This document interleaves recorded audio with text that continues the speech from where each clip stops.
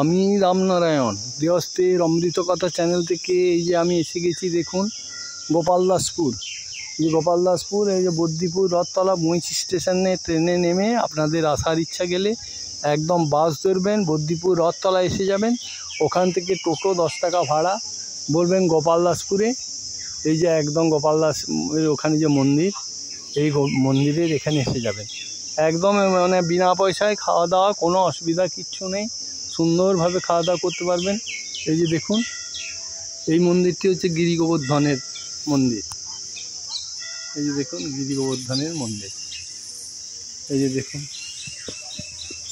দেখুন গিরি গোবর্ধনের কত অপূর্ব, দেখুন কত সুন্দর, একদম গিরি গোবর্ধনের মন্দির দেখুন সুন্দরভাবে, দেখুন ভালো করে কত সিনারি, কত সুন্দরভাবে বানানো এই গিরি গোবর্ধনের মন্দির।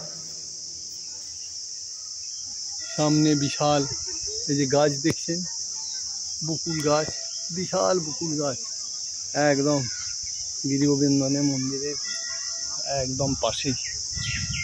দেখুন সুন্দরভাবে, দেখুন কত মনোরম, কত সুন্দর, কি সিনারি। এখানে এলে আপনাদের আর যেতে মন যাবে না, এত ভালো লাগবে, এত সুন্দর লাগবে যে সে আর বলার মতো না।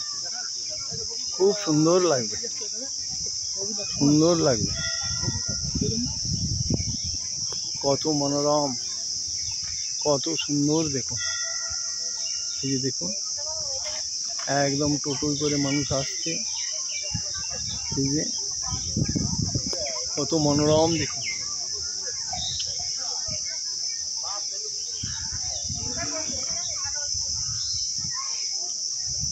কত সুন্দর, দেখুন কত মনোরম। এই দেখুন সব বাচ্চা বাচ্চা ছেলেরা সব এসেছে একদম। এই যে দেখুন এই যে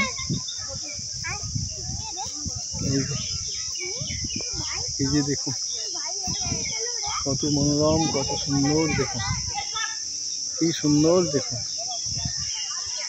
এই যে দেখুন একদম দেখার মতো মন্দির। এবং কত ছাগল, এখানে ছাগলে ভর্তি, দেখুন কত সুন্দর ছাগল।